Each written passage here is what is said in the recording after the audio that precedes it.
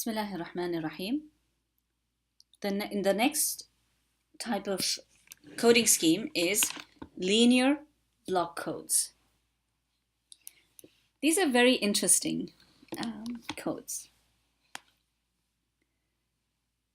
In a linear block code, the XOR of any two valid code words will create another valid code word. What do we mean by this? Look at these code words. Okay, these are all linear code words.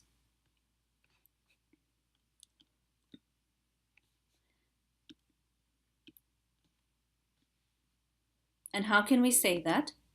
If you take 0, 0, 0 and you XOR it with 0, 1, 1, if you do the XOR,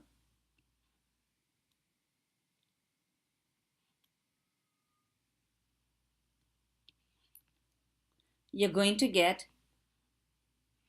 a valid, the third code word, the result that you get is also a valid code word. Let's take another one, 0, 1, 1, 1, 0, 1, XOR it, 0, 1, 1, 1, 1, 0. There you go, valid code word. Okay, now take 0, 1, 1 and take 1, 1, 0. XOR them, you'll get 1, 0, 1, 1, 0, 1, which is a valid code word. Okay, so this is called a linear block code. A linear block code means that if you take two valid code words and you XOR them, you will get a third valid code word. Okay, so this is called linear block codes. In a linear block code, the XOR of any two valid code words creates another valid code word.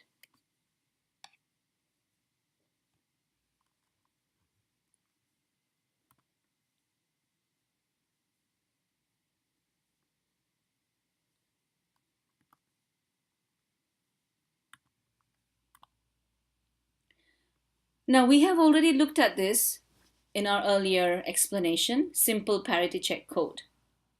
So we're having a k-bit data word is changed to an n-bit code word where n is equal to k plus 1. So in this case, r, the redundant bit that we're adding, is only 1. And this extra bit, as I explained earlier, is called the parity bit. And it is selected to make sure that the total number of ones in the code word is either even or is 0. And as we saw earlier, the simple parity check code is a single bit error detecting code in which n is equal to k plus 1 and the minimum Hamming distance between two valid code words is 2. So you can write this as CNK, in which case it is C3, 2. 3 being the code word, 2 being the data word. And this is how you're having it generated. Now look at this one. This is another simple parity check code in which case you have C is 5 and K is 4.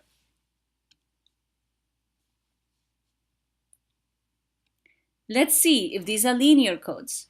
Okay, so if you take, let's take this one, 0, 0, 1, 1, 0, and XOR it with, let's say, 0, 1, 1, 0, 0.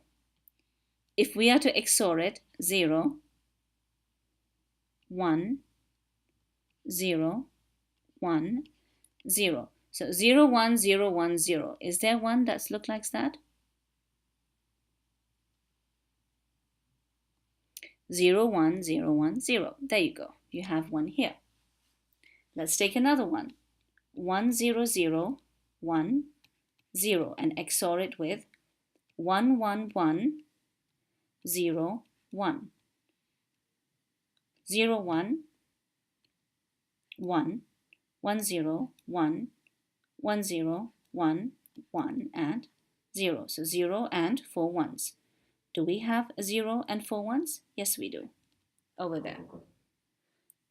So all these code words are also linear block codes because taking any two of them and XORing them will give you a third code word, which is also a valid code word.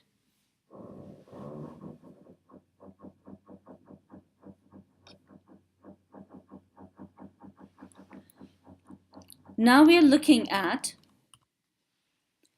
another concept in here. Now this is the encoder and decoder for the simple parity check code.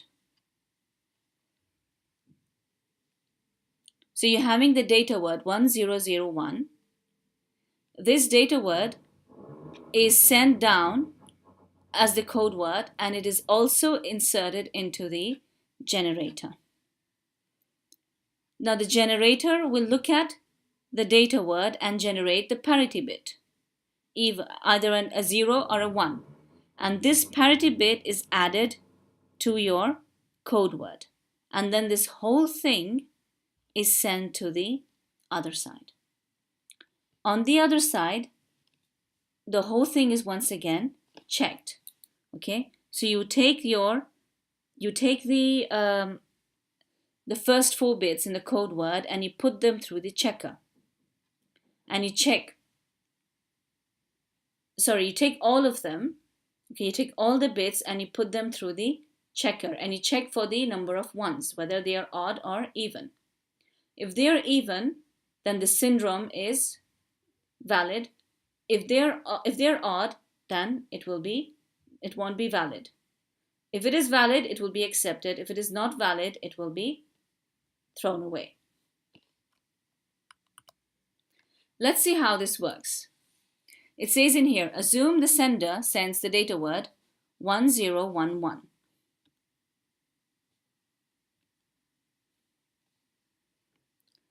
Okay, 1011. What is the code word?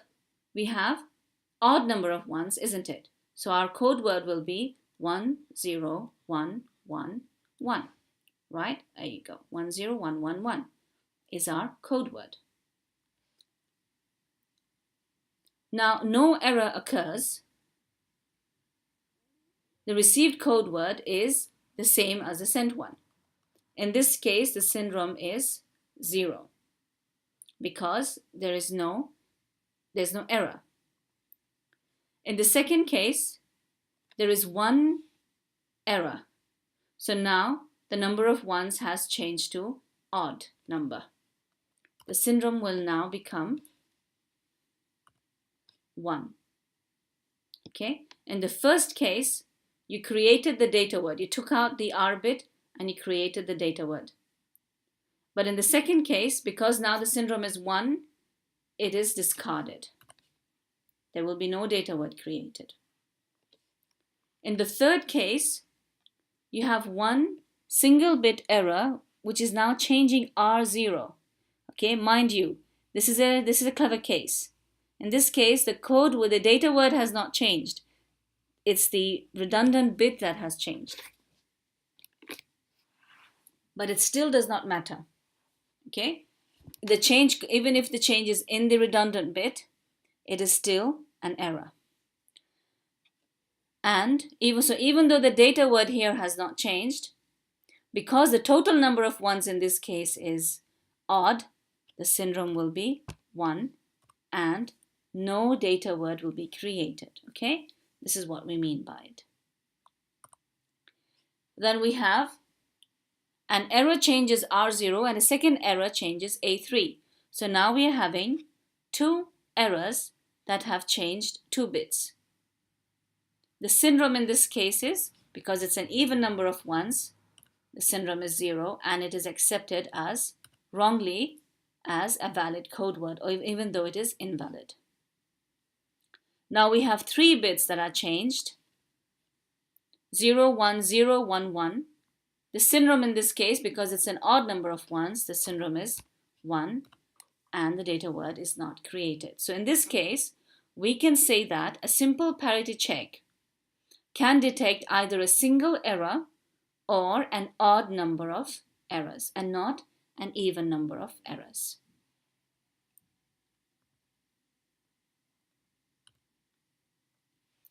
In the next video, we will look at cyclic codes.